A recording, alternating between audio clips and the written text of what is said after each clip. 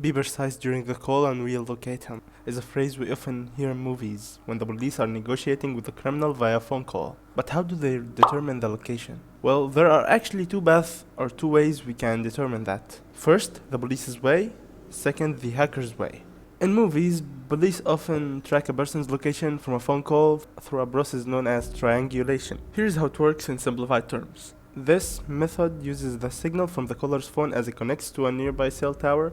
By measuring the signal strength and the time it takes for the signal to reach multiple cell towers, the police can determine a phone's approximate location. But how is that? How does this work?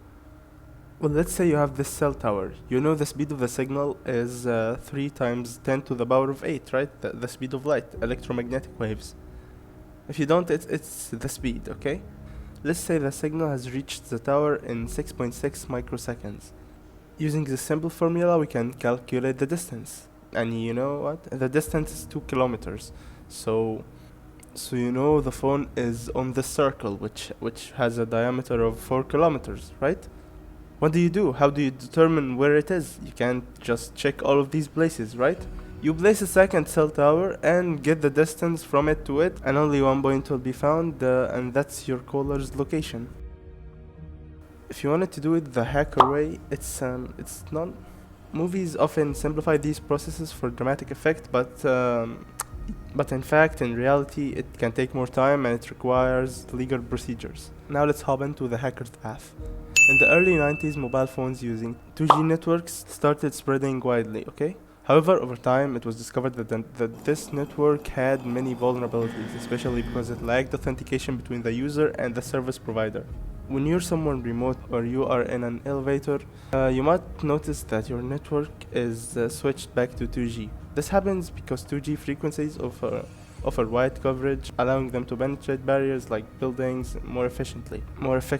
Still, 4G and LTE networks use techniques like MIMO to improve performance and coverage. So is it safe to be in 2G? It can be useful if you need to make an emergency call, but the truth is, it's not 100% safe because 4G and 3G networks are susceptible to attacks like DOS, which is denial of service.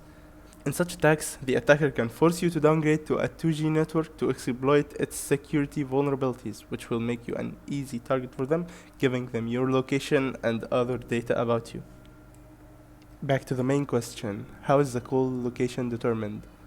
There are known attacks like cell site simulator. The idea behind it, it's easy, it's crazy. You create a fake cell phone tower, forcing nearby phones to connect to it. This way you can obtain the phone's IMSI number, which is unique to each SIM card. This number helps the attacker determine the device's location based on a signal strength, and sometimes using GPS or cell ID information for more accuracy. Decrypting calls without legal authorization is illegal and will get you arrested. So this video is for educational purposes only. If you like the video, please subscribe. And if you can support me in the link in the description. See you in the next one.